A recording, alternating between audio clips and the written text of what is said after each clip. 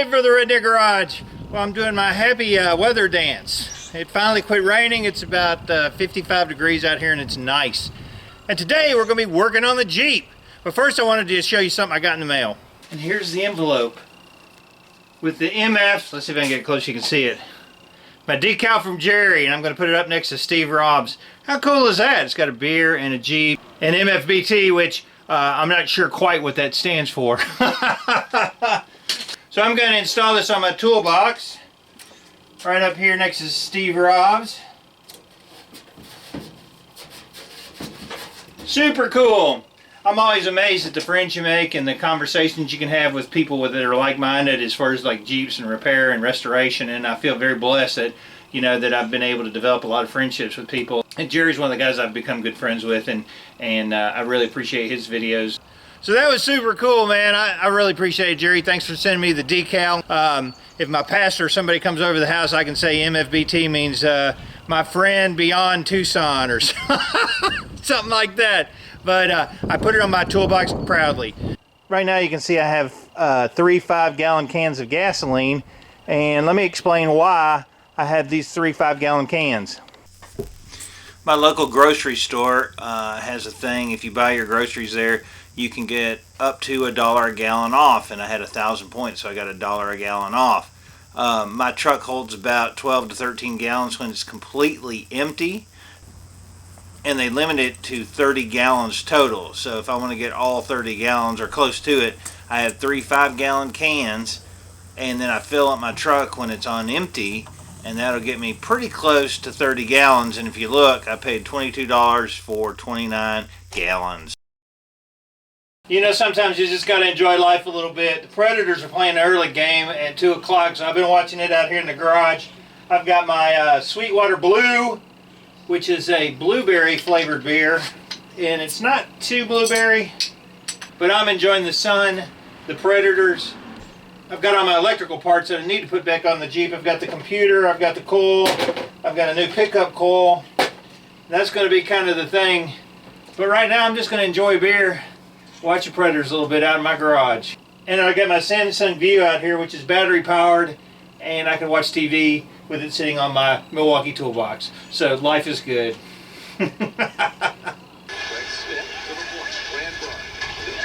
Yeah! Forsberg! Predators! Man, you gotta love it when you go backwards. Alright, I got the computer back in. I gotta put the coil back in, distributor cap and rotor, put the wires back on. And then we should be almost back to normal as far as that part of it goes. Alright, so we're back to zero. Got the cap, the rotor, the pickup coil, the coil itself, the wires, and the ECM put back in. So we're back to before we've worked on Christian's truck. I got my new scanner in, and it's an autel, and we're going to be doing a review of this. But I thought I would hook it up to see if it would actually read anything off the truck, and it actually does, so that's pretty cool. So it is a pretty slick scanner. I've got 1 year of the subscription to it, and I think it's about $500 a year to subscribe to all the updates. You don't have to update it if you're not wanting anything new, but anyway, we're going to be doing a review on that, but I'm super cool with that. I don't have any power going into the ignition unless I jumper it out, so let's figure out what's going on with that. Anytime you're trying to trace something down, you can look at your pinout, and this is the ignition switch here, and it's showing red 14 gauge circuit A1 cavity number 7, which is the correct one, and it says fused B or fused battery plus. So now we can look up that circuit and find out where it goes to. So now that we know it's the A1 circuit, I can look at the power distribution center picture and go down to the schematic, and it'll show what circuit it is, and it's 14 30 amp, this one right there. 14 is a 30 amp maxi fuse, so I need to go in there and look at that and make sure that it's not burnt out, because that would be the reason that it's not going in. Okay, so I'm looking at it out here, and you can see that there's a glue sticker on the tops of these, and this one's out, so somebody's moved it, and it really should be right here in this slot with that over the top of it, right? And I bet you if I go turn the key, I'm gonna have power. Look at that. So now we got power to everything. Super cool. There we go.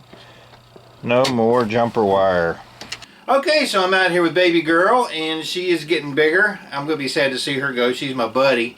The Jeep, as far as like the wiring, basically when I was running a jumper over, told me it was that wire. But when you look at the wiring diagram, it told me exactly which power distribution fuse it should be, and it actually was that. So that was super cool. You can actually go back and trace it out by using the wiring diagrams. It just takes a little practice. We're going to be working on the gas tank, getting the fuel lines run. What else we need to do? There's a lot of stuff we need to do. But to get it to start, I need fuel lines, hook up the injectors.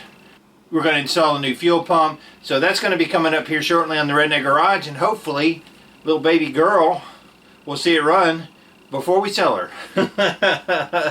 I'm David from the Redneck Garage. Keep turning wrenches. You want to say bye?